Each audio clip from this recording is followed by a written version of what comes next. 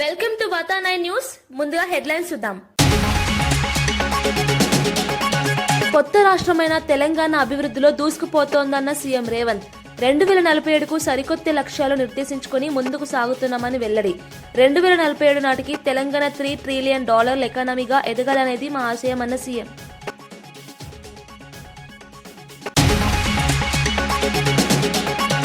కాంగ్రెస్ ప్రభుత్వ ప్రజాపాలనకు 2 ఏళ్లు పూర్తి అయ్యాయన్న మంత్రి శ్రీధర్ బాబు. హైదరాబాద్ ఉత్పత్తి నిర్మాణ రంగాల్లో అనేక రాష్ట్రాలకు ఆదర్శంగా నిలిచామని వెల్లడి. అనేక విభాగాల్లో తెలంగాణ దూసుకెళ్తోందని వ్యాఖ్య. మౌలిక వసతుల కల్పనలో మనమే ముందున్నామన్న మంత్రి. మల్లారెడ్డి పూలు పాలు అమ్మి 1000 ఎకరాలు కబ్జా చేశారని కవిత ఆరోపణ. మేడ్చల్లో కనీస వసతులు కల్పించడంలో విఫలమయ్యారని విమర్శ. భూముల క్రమబద్దీకరణలో అవకతవకలపై సుప్రీంకు వెళ్తానని వెల్లడి.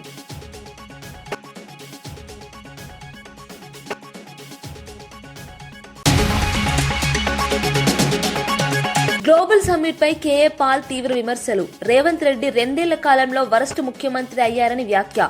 రేవంత్ రెడ్డి తన పదవికి రాజీనామా చేయాలని డిమాండ్. దోచుకునే వారే గ్లోబల్ సదస్సుకు వస్తున్నారని ఆరోపణ.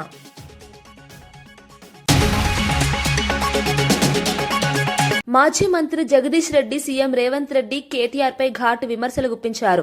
ఎస్ఎల్బీసీ టన్నెల్లో మృతదేహాలను వెలికి తీయలేని ప్రభుత్వం భారీ ప్రాజెక్టులను ఎలా పూర్తి చేస్తుందని ప్రశ్నించారు. రాష్ట్రంలో బయటపడిన 5 లక్షల కోట్ల భూ కుంభకోణం కారణంగానే రేవంత్ కేసీఆర్ పై వ్యక్తిగత స్థాయిలో వ్యాఖ్యలు చేస్తున్నారని ఆరోపించారు. కాంగ్రెస్ నాయకులే రేవంత్ తమ ముఖ్యమంత్రినని చెప్పడానికి సిగ్గుపడుతున్న పరిస్థితి వచ్చినట్టుగా పేర్కొన్నారు. ప్రజలు ఎదుర్కొంటున్న సమస్యలను పక్కన పెట్టి రాజకీయ ఆరోపణలతో ప్రజలను మభ్యపెడుతుండడం దురదృష్టకరమన్నారు. అభివృద్ధి పేరుతో జరుగుతున్న కార్యక్రమాలు కేవలం ప్రచార ప్రకటనలేనని, రాష్ట్రానికి ఉపయోగపడే పనులు ఏవీ కనిపించడం లేదని విమర్శించారు. ప్రజలు అన్ని చూస్తున్నారని, సమయం వచ్చినప్పుడు సరైన తీర్పు ఇస్తారని జగదీష్ రెడ్డి తెలిపారు. ఇప్పుడు ఉపయోగించిన భాషను గాని పదాలను గాని జనరల్ గా వాడరు. అవాళ కొంత పౌరుషంగా మాట్లాడతారు, కొంచెం ఆవేశంగా మాట్లాడతారు. ఆ తర్వాత సహజంగానే అధికారంలోకి వచ్చినప్పుడు మళ్లీ బాధ్యతాయుతంగా మాట్లాడతారు. ఎక్కడైనా ఎవరైనా ఒక చిన్న సర్పంచ్ పదవి నుంచి మొదలు పెడితే పై వరకు కూడా ఒక వార్డు మెంబర్ కూడా నేను వార్డు మెంబర్ అయినా అని చెప్పి బాధ్యతగా ప్రవర్తిస్తాడు. కానీ వాళ్ళ ఈ ముఖ్యమంత్రికి ఆ మాత్రం విజ్ఞత కూడా లేదు. చాలా అసహ్యంగా మాట్లాడుతూ ఉన్నాడు. రోజు రోజు పెరిగిపోతుంది. బహుశా ఈ మధ్యకాలంలో ఒక 2-3 నెలల క్రితం కొద్దిగా మారిండు ముఖ్యమంత్రి అని చెప్పి కొంతమంది చర్చించుకుంటుంటే నేను విన్నా. కొద్దిగా భాష మార్చుకుంటున్నాడు అని చెప్పేసి అనే విషయాన్ని విన్నా. గానీ మరి నిన్న మొన్న మళ్ళీ తిరిగి మొదలైంది అంటే బహుశా ఆయనలో హిల్ట్ పాలసీ ద్వారా తన ఏదైతే లక్షల కోట్లు ప్రజాధనాన్ని కొట్టేయాలని చూసిండో, తను తన కుటుంబ సభ్యులు తన బంధుమిత్రులకు అపరంగా కట్టబెట్టాలని చూసిండో, ఆ విషయంలో బీఆర్ఎస్ పార్టీ తనదైన పాత్ర పోషించి కేటీఆర్ గారు పెద్ద ఎత్తున దానిపైన ఉద్యమాన్ని ప్రారంభించిన తర్వాత నేను చేయదలుచుకున్న దొంగతనాన్ని అడ్డుకున్నాడన్న ఆక్రోశం కనబడుతుంది. బహుశా దానివల్లనే మనిషి కొంత కింది మీద అవుతున్నాడు. బహుశా దాని ప్రభావం అనుకుంటున్నా. ఆ ఆక్రోశం నుంచి వచ్చేవే ఈ బూతులని నేను అనుకుంటా ఉన్నా. లేకపోతే కేసీఆర్ గారి గురించి ఆయన మాట్లాడుతున్న మాటలు, నేను దేవరకొండలో ఆయన చేసిన ప్రసంగం చూస్తే నాకు మొదట ఫోన్ చేసింది కాంగ్రెస్ పార్టీ కార్యకర్తలే నాకు ఫోన్ చేసిరు ఆ ప్రాంతం నుంచి. సార్ ఏం సార్ ఈయన ఇట్లా మాట్లాడుతున్నాడు, ఇంత అసహ్యంగా మాట్లాడుతున్నాడు, ఈయన ఏం చెప్పిండు, మాకు కొత్తగా ఏం చెప్పలే, నల్గొండ జిల్లాకి ఏమి వేయలే, దేవరకొండకి ఏమి వేయలే కొత్తగా. కానీ మళ్ళీ గదే బూతులు రోత మాటలు మాట్లాడిపోయినరు. మేము మా ముఖ్యమంత్రిని చెప్పుకోవడానికి సిగ్గుపడుతున్నామని చెప్పి కాంగ్రెస్ పార్టీ నాయకులే కొంతమంది నాకు ఫోన్ చేశారు ఆ ప్రాంతం నుంచి. గంత అసహ్యంగా తయారైంది ఆయన ప్రవర్తన. నిజమే, నువ్వు ఏం చేసినావు? ఎస్ఎల్బీసీని పూర్తి చేస్తా, నేను ఎట్లా పూర్తి చేస్తా, వీళ్ళేదో రాళ్ళు కట్టుకుని అందులో చచ్చిపోయినా నేను చెవ్వాలని తెస్తా. నీ ముఖానికి నువ్వు మొదలుపెట్టిన ప్రాజెక్టులో నీ మంత్రి నువ్వు చేసిన మూర్ఖ పని వల్ల ఎటువంటి పరీక్షలు జరపకుండా ఏదైతే మీరు తవ్వకం చేసినరో అందులో కార్మికులు చచ్చిపోతే ఇప్పటి వరకు గా శవాలను తీయలేకపోయినావు. నీ ముఖానికి ఇంకా నువ్వేందో కేసీఆర్ ఎల్లబడ్డాను ఏం తీస్తావు? నువ్వు ముఖ్యమంత్రివి, నీ సక్కదనము, నీ మంత్రులు 8 శవాలను తీయలేకపోయింది ఇప్పటి వరకు. ఇక నువ్వు ఎస్ఎల్బీసీ పూర్తి చేస్తావు. ఎవడు కారకుడు? ఎస్ఎల్బీసీ పూర్తి కావడానికి ఎవడు కారకుడు? నీ ముఖ్యమంత్రి నువ్వు చేసిందే కదా. నీ పాత ముఖ్యమంత్రి, నువ్వు కొత్తగా ఇయ్యాలని నెత్తికెత్తుకున్న నీ పాత ముఖ్యమంత్రి, నీ దోస్తైన నీ గురువైన నీకు ఆంధ్రప్రదేశ్ ముఖ్యమంత్రి మీరు చేసిన కుట్ర ఫలితమే కదా. ప్రపంచంలో ఎవడు వాడిన టెక్నాలజీని తీసుకొచ్చి నల్గొండ ప్రజల్ని మోసం చేసింది మీరే కదా. ఇవాళ నీకు తాబేదారులుగా నీ బూట్లు దుడుస్తూ నీ మంత్రి పదవి కొనసాగించాలనుకుంటున్న నాయకులే కదా ఆనాడు కూడా అది ప్రారంభం చేసినాడు ఉన్నారు మంత్రులుగా. మీరు చేసిన తప్పుకు, మీరు చేసిన దుర్మార్గాలకి ప్రజలు మీకు శిక్ష వేస్తారు. మన దైనందిన జీవన విధానంలో భారతీయ భాషలకు ప్రాధాన్యం పెరగాలని మాజీ ఉపరాష్ట్రపతి వెంకయ్యనాయుడు అన్నారు. ఆంగ్ల భాష ఆధిపత్యం తగ్గి ప్రజలు తమ మాతృభాషలోనే ఆత్మవిశ్వాసంతో మాట్లాడే స్థితి రావాలని సూచించారు. విద్య, న్యాయ, పరిపాలన రంగాల్లో భారతీయ భాషల వినియోగాన్ని విస్తరించాల్సిన అవసరం ఉందని పేర్కొన్నారు. ప్రపంచంలోని అనేక దేశాలు తమ భాషల్లోనే వ్యవహరిస్తున్న ఉదాహరణకు గుర్తు చేశారు. భారతీయ సంస్కృతి వారసత్వాన్ని కాపాడుకునే దిశగా భాష కీలక పాత్ర పోషిస్తుందని చెప్పారు. యువత తమ మాతృభాషపై గర్వపడాలని, దాన్ని వదిలిపెట్టకుండా అభివృద్ధి చేసేందుకు కృషి చేయాలని సూచించారు. దేశానికి ఆ ప్రత్యేకత ఉంది.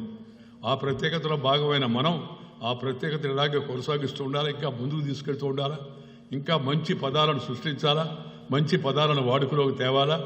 ఆంగ్ల భాషను మన దైనందిన వ్యవహారాల్లో ఆంగ్ల భాషను పక్కన పెట్టే పరిస్థితి రావాలి. బయట వాళ్ళతో మాట్లాడాలి, బయటకు మనం ఉత్తరాలు రాయాలి, ప్రత్యుత్తరాలు రాయాలంటే ఆంగ్లంలో రాయొచ్చు. కానీ భారతీయుడికి ఆంగ్లంలో రాయాల్సిన అవసరం లేదు, తెలుగు వారికి ఆంగ్లంలో రాయాల్సిన అవసరం లేదు.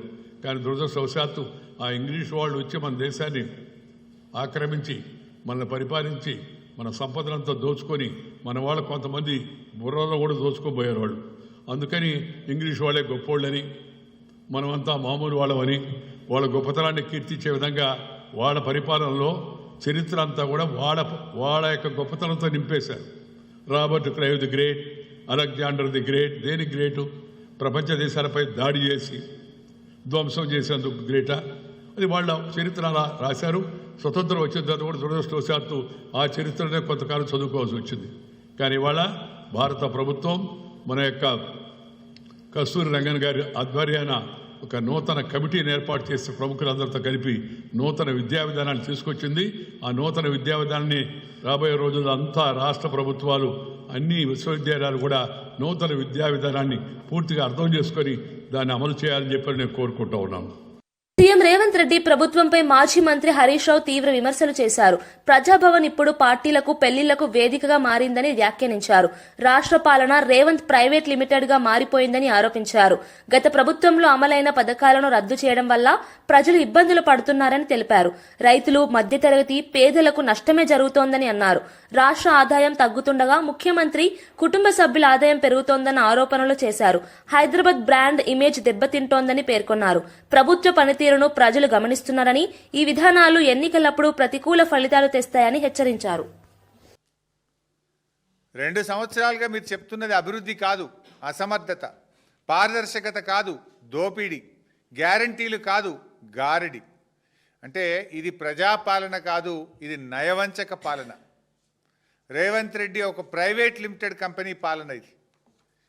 ఇలా నీ 2 ఏళ్ల పాలనలో బీఆర్ఎస్ ఎన్నో విజయాలు సాధించింది, నేను ఇందాక చెప్పాను.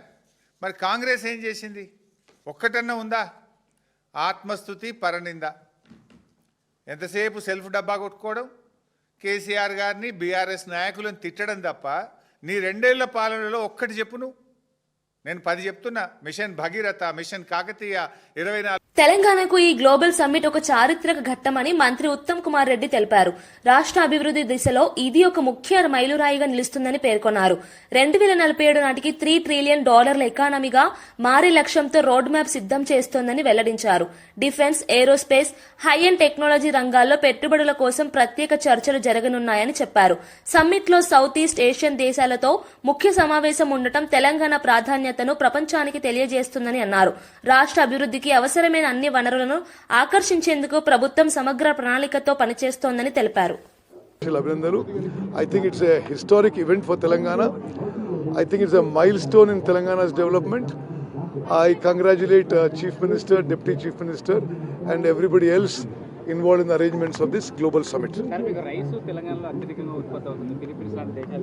అయితే మీ అందరికీ ఒక రిక్వెస్ట్, ఈరోజు సాయంత్రము 4 గంటలకి హాల్ 1లో డిఫెన్స్ అండ్ ఏరోస్పేస్ సెక్టర్స్లో తెలంగాణలో పెట్టుబడులు ఆకర్షించడానికి ఒక డిస్కషన్ ఉంది. దాన్ని నేను చైర్ చేస్తున్నాను.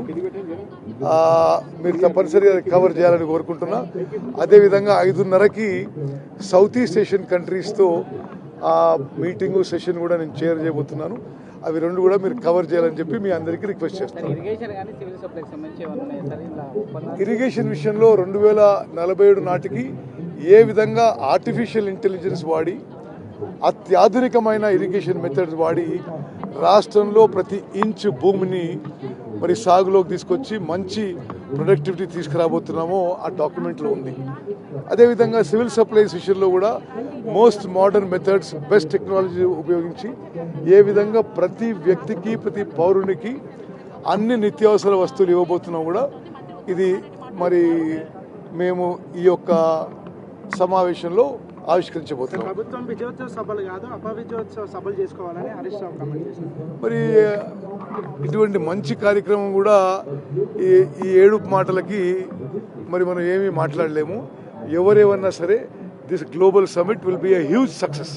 తెలంగాణ అభివృద్ధి అన్ని రంగాల్లో వేగంగా కొనసాగుతోందని గవర్నర్ జిష్ణుదేవ్ వర్మ పేర్కొన్నారు. రాష్ట్ర ప్రభుత్వం నిర్ణయించిన లక్ష్యాల సాధన దిశగా స్పష్టమైన కార్యాచరణతో ముందుకు సాగుతోందని అన్నారు. 2047 నాటికి తెలంగాణను $3 ట్రిలియన్ ఎకానమీగా తీర్చిదిద్దాలన్న దీర్ఘకాలిక లక్ష్యం ప్రభుత్వం ముందుంచిందని తెలిపారు.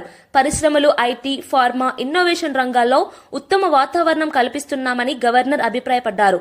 పెట్టుబడిదారులకు అనుకూలమైన విధానాలు, పారదర్శకత, వేగవంత సేవలే తెలంగాణ బ్రాండ్ను మరింత బలోపేతం చేస్తున్నాయని అన్నారు. రాష్ట్రంలో జరుగుతున్న సంస్కరణలు భవిష్యత్తులో పెద్ద మార్పులకు దారితీస్తాయని. The state today, there is a renewed focus on democratic and socio-liberal values where citizens' voices are heard more clearly. Transparency, accountability, active engagement and regular reporting are strengthening trust between people and the government. The celebrated writer Amitava Ghosh reminds us, history is about the stories we choose to remember and the lessons we seek to learn. Telangana is choosing a story of inclusive growth with women farmers, youth and children at its core under the leadership of the Honorable Chief Minister Sri A. Revanth Reddy. CM Revanth Reddy నాయకత్వంపై Nobel శాంతి బహుమతి గ్రహీత కైలాష్ సత్యార్థి ప్రశంసలు కురిపించారు. యువ ముఖ్యమంత్రి 2 ఏళ్లలోనే అద్భుతాలు చేశారని పేర్కొన్నారు. రాష్ట్ర వ్యాప్తంగా 20 లక్షల రైతులకు రుణమాఫీ చేయడం, మహిళలు, బాలికలకు ఉచిత ప్రయాణం కల్పించడం, విద్యా ప్రమాణాల పెంపునకు చర్యలు తీసుకోవడం వంటి కార్యక్రమాలను ఆయన ప్రశంసించారు. తెలంగాణలో సామాజిక న్యాయం, సమాన అభివృద్ధి కోసం ప్రభుత్వం కట్టుబడి ఉండడం అభినందనీయమని అన్నారు. భవిష్యత్తులో జన సంక్షేమం, విద్యా సంస్కరణలు, మహిళా రక్షణ రంగాల్లో తెలంగాణ దేశానికి మోడల్ గా నిలుస్తుందని అభిప్రాయపడ్డారు. సత్యార్థి వ్యాఖ్యలు సోషల్ మీడియాలో కూడా చర్చనీయాంశమయ్యాయి. Chief Minister Revanth Reddy ji and all his government, his team, in just 2 years, how could you imagine that the young Chief Minister can waive off loans of more than 2 million farmers? The farmers' loans are waived off. The women and girls can freely travel in the state buses. The health sector has been revamped. The quality and inclusive education has been your priority, and that is something to be admired. This is the new path. These are the new efforts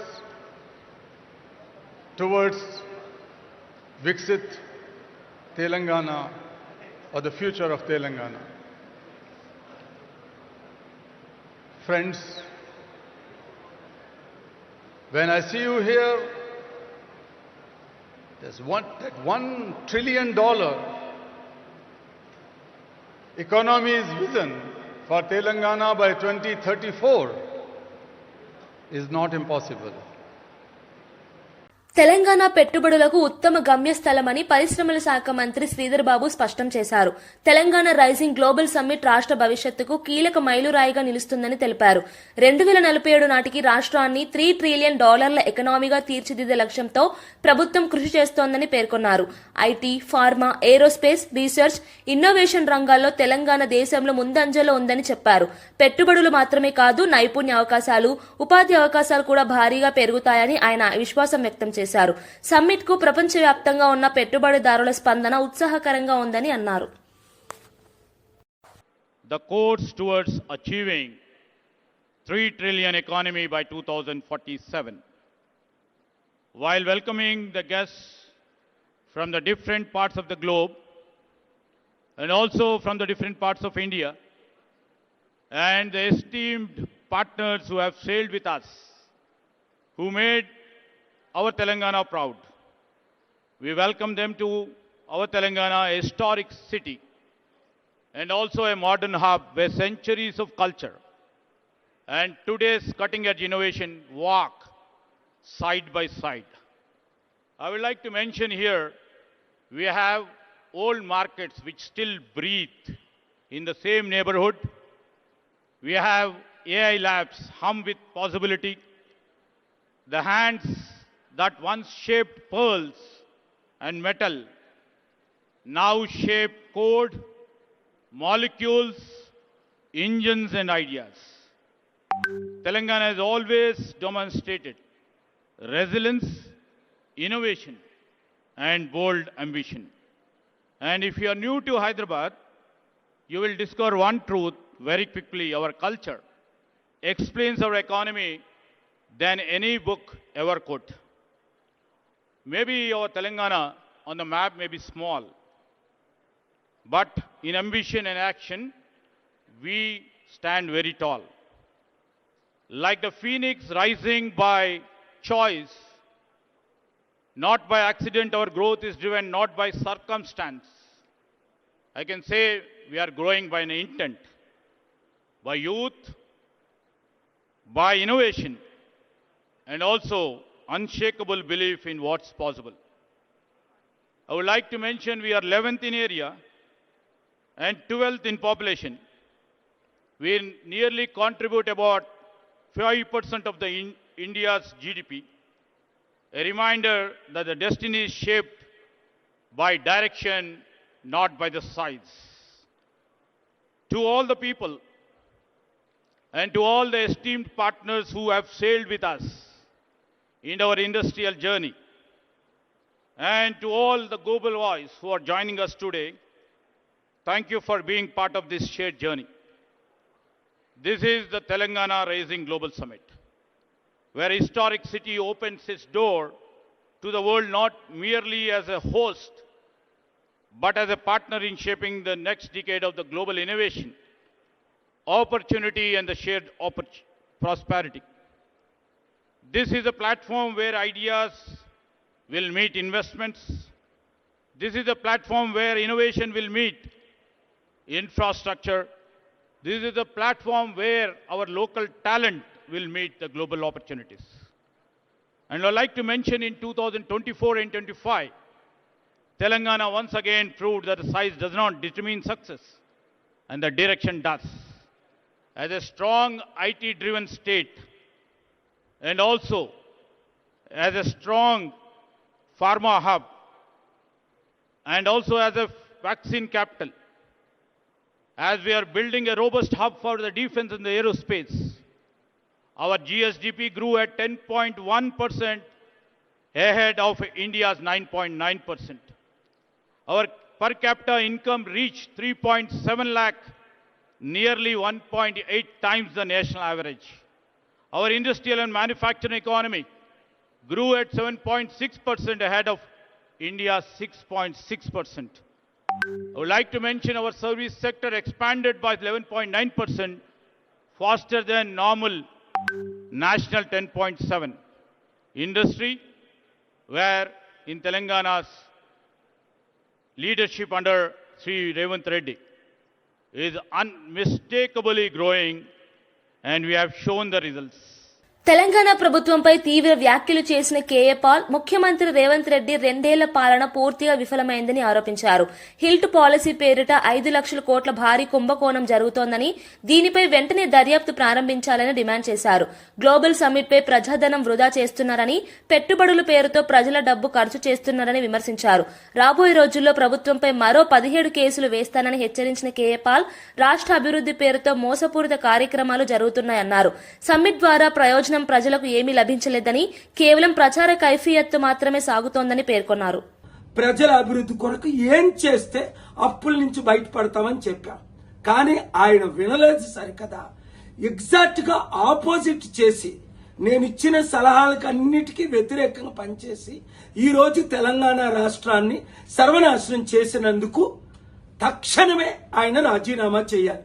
ఎందుకు రాజీనామా చేయాలి? కారణాలు బాగా వినండి. ఒకటి, 6 గ్యారంటీలు ఆయన ఇచ్చారు, ఒక్క గ్యారంటీ కూడా నెరవేర్చలేదు. అందులో 2 లక్షలు తులం బంగారం ఇస్తానన్నారు, ఇవ్వలేదు. 2 లక్షల రైతులకు రుణమాఫీ చేస్తానన్నారు, చేయలేదు. 5 లక్షల నుంచి 10 లక్షలు కంపెనీలు పెట్టిస్తానన్నారు, లేదు. 2 లక్షల ఉద్యోగాలు భర్తీ చేస్తానన్నారు, చేయలేదు. నిరుద్యోగులకు 4,500 అన్నారు, ఇవ్వలేదు. మహిళలకు 2,500 అన్నారు, గ్యాస్ సిలిండర్. ఇలాగ చూసుకుంటూ పోతే 100 వాగ్దానాలకి కంటే ఎక్కువ ఇష్టం వచ్చినట్టు, నోటుకొచ్చినట్టు అబద్ధ వాగ్దానాలు ఇచ్చి ఓట్ల కొరకు అందరినీ మోసం చేశానని ఆయనే ఒప్పుకున్నారు. ఇప్పుడేంటి, డబ్బు లేదు, నన్ను కోసికి తినండి అంటున్నారు. అలాంటప్పుడు హైదరాబాదు దేశంలో నెంబర్ 1 సిటీ, అన్ని సిటీల కంటే. అలాంటి హైదరాబాదు రియల్ ఎస్టేట్ ఇప్పుడు పడిపోయింది. అపార్ట్మెంట్ ₹1,00,00,000 ఉన్నది 50 లక్షలు అయిపోయింది. ఎకరం ₹1,00,00,000 ఉన్నది 50 లక్షలు అయిపోయింది. 100 కంపెనీలు హైదరాబాద్ విడిచిపెడుతున్నారు. బాగుపడింది ఎవరు? ఆయన అన్నదమ్ములు లక్షల కోట్లు సంపాదించుకున్నారని ఆరోపణలు. ఆయన చుట్టూ ఉన్న మినిస్టర్లు 100,000 కోట్లు సంపాదించుకున్నారని చూసాం కదా. పొంగులేటి శ్రీనివాసరెడ్డి రెవెన్యూ మినిస్టర్ కొడుకు మీద రుజువులతో ఎఫ్ఐఆర్ అవ్వడం, 100,000 కోట్లు ఆస్తి దోచుకోవడం. ఇప్పుడు 9,292 ఎకరాలు, దాదాపు 5-6 లక్షల కోట్లు విలువైన ప్రాజెక్టులు తన బినామీలకో ఇతరులకో ఇస్తున్నారని ఆరోపణలు ఇన్వెస్టిగేట్ చేయమని, సిబిఐ ఈడీ ఎంక్వైరీ చేయమని శుక్రవారం స్టేటస్ కో తీసుకొచ్చాను. ఇలాంటి 18 పెద్ద కేసులున్నాయి. 1 by 1తో మీ ముందుకు నేను వస్తాను. ఆయన మారాలని ప్రార్థించాను, 7-8 సార్లు కలిశాను, మిమ్మల్ని అందరినీ ప్రార్థించమన్నాను. కానీ సైతాను ద్వారా ప్రేరేపించబడి వైఎస్ రాజశేఖర రెడ్డి ఏ విధంగా ఆ రూట్లో వెళ్లారో అదే రూట్లో ఈయన ప్రయాణం చేస్తున్నాడు. ఇంకా లాభం ఎవరికి? కాంగ్రెస్ పార్టీకి. 100,000 కోట్లు ప్రతి నెల సర్పంచ్ ఎన్నికల నేపథ్యంలో బీజేపీ నేత డీకే అరుణ చేసిన ప్రకటన సంచలనం రేపింది.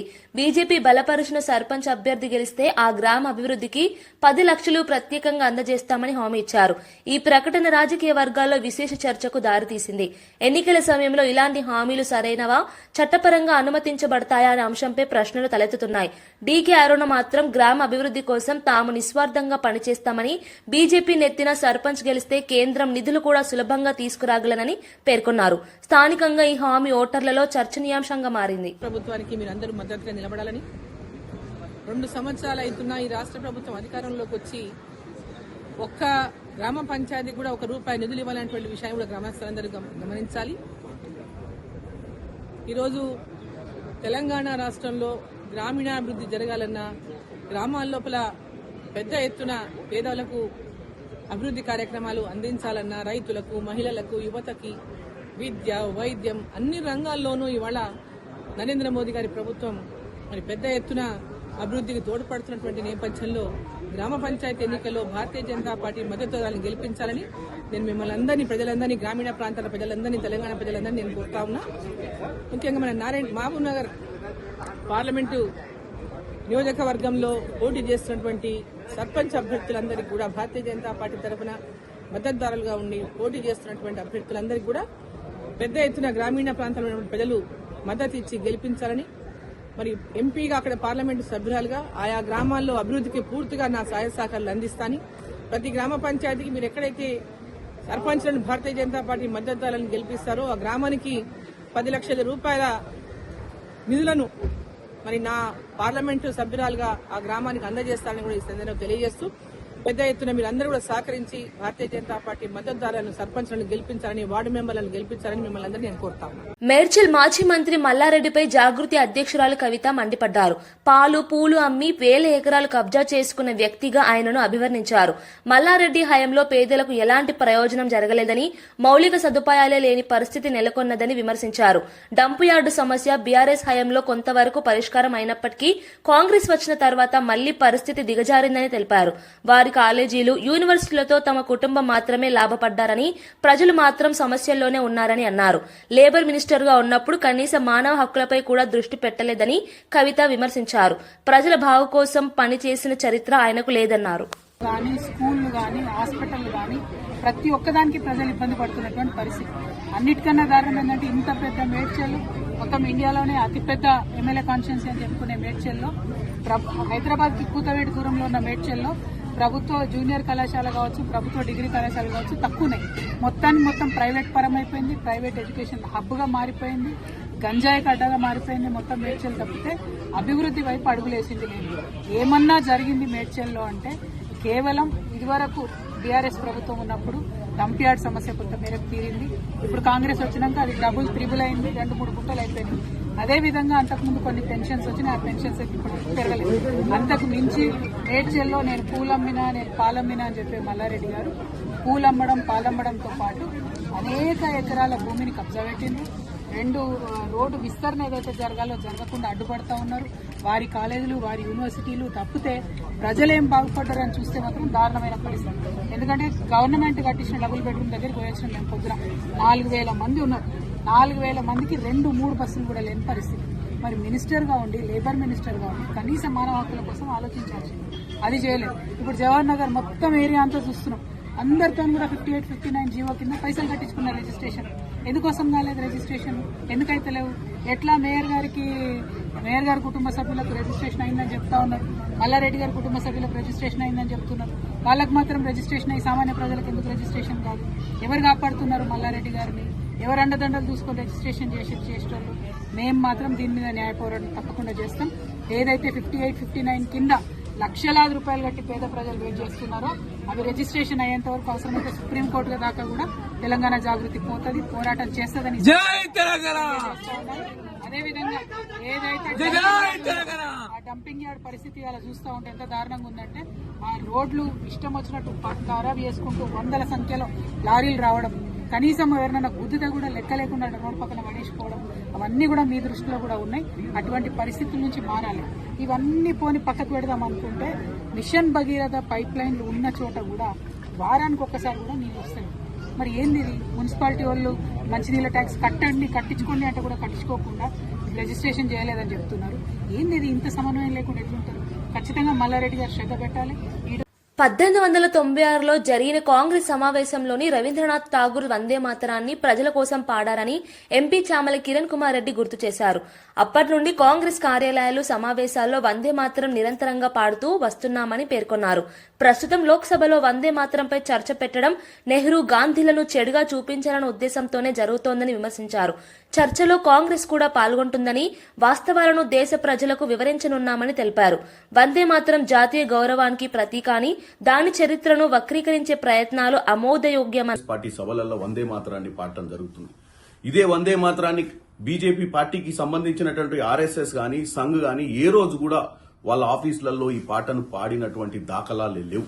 సడన్ గా ఈ రోజు బీజేపీ పార్టీ ఈ వందే మాతరం గురించి, వందే మాతరం గొప్పతనం గురించి పార్లమెంట్ లో చర్చ ఎందుకు తీసుకురావాలనుకుంటుందంటే, ఆ రోజున్నటువంటి నాయకులు గాంధీ గారిని గాని, నెహ్రూ గారిని గాని, వారి మీద చరిత్రలో వారు చెయ్యని విషయాలను వారి గురించి చెడుగా మాట్లాడి ప్రజలను తప్పుతో పట్టేయాలని చూస్తున్నారు. డెఫినెట్ గా వాళ్లే కాదు, మేము కూడా చర్చలో పాల్గొంటాం, వాస్తవాలను తీసుకొస్తాం ప్రజల ముందుకు. లోక్సభలో జాతీయ గీతం వందే మాతరంపై ప్రత్యేక చర్చను ప్రధాని నరేంద్ర మోదీ ప్రారంభించారు. దాదాపు 10 గంటల పాటు ఈ చర్చ కొనసాగనుండగా వందే మాతరం అర్థం, చరిత్ర, జాతీయోద్యమంలో దాని పాత్రపై వివిధ పార్టీల అభిప్రాయాలు తెలియజేయనున్నాయి. రాజ్యసభలో రేపటి నుంచి కేంద్ర హోంశాఖ మంత్రి అమిత్ షా చర్చను ప్రారంభించనున్నారు. ఈ చర్చపై దేశవ్యాప్తంగా ఆసక్తి నెలకొంది. వందే మాతరం దేశ ఐక్యతకు ప్రతీకగా నిలిచిందని, దాని గౌరవాన్ని కాపాడుకోవడం అందరి బాధ్యత అని సర్కార్ భావిస్తోంది. ఇదే సమయంలో ప్రతిపక్షం చర్చ వెనుక రాజకీయ ఉద్దేశాలున్నాయని ఆరోపిస్తోంది. చారిత్రాత్మకంగా ప్రాముఖ్యత కలిగిన ఈ చర్చ దేశవ్యాప్తంగా చర్చనీయాంశంగా మారింది. जय घोष ने देश की आजादी के आंदोलन को ऊर्जा दी थी, प्रेरणा दी थी, त्याग और तपस्या का मार्ग दिखाया था.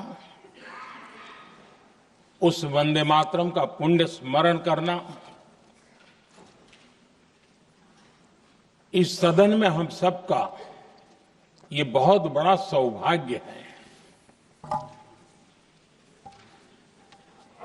और हमारे लिए गर्व की बात है कि वंदे मातरम के 150 वर्ष निमित्त इस ऐतिहासिक अवसर के हम साक्षी बन रहे हैं.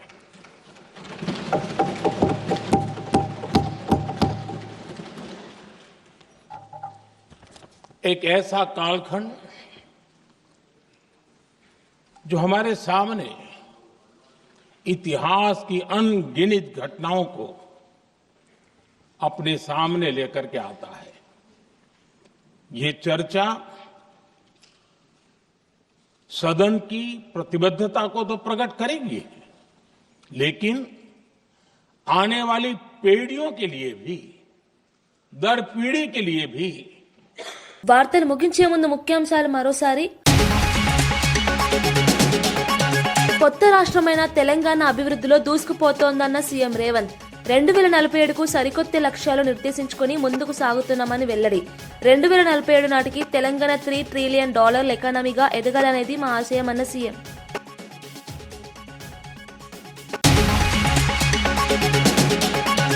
కాంగ్రెస్ ప్రభుత్వ ప్రజాపాలనకు 2 ఏళ్లు పూర్తి అయ్యాయన్న మంత్రి శ్రీధర్ బాబు. హైదరాబాద్ ఉత్పత్తి, నిర్మాణ రంగాల్లో అనేక రాష్ట్రాలకు ఆదర్శంగా నిలిచామని వెల్లడి. అనేక విభాగాల్లో తెలంగాణ దూసుకెళ్తోందని వ్యాఖ్య. మౌలిక వసతుల కల్పనలో మనమే ముందున్నామన్న మంత్రి. మల్లారెడ్డి పూలు, పాలు అమ్మి 1000 ఎకరాలు కబ్జా చేశారని కవిత ఆరోపణ. మేడ్చల్లో కనీస వసతులు కల్పించడంలో విఫలమయ్యారని విమర్శ. భూముల క్రమబద్దీకరణలో అవకతవకలపై సుప్రీంకు వెళ్తానని వెల్లడి.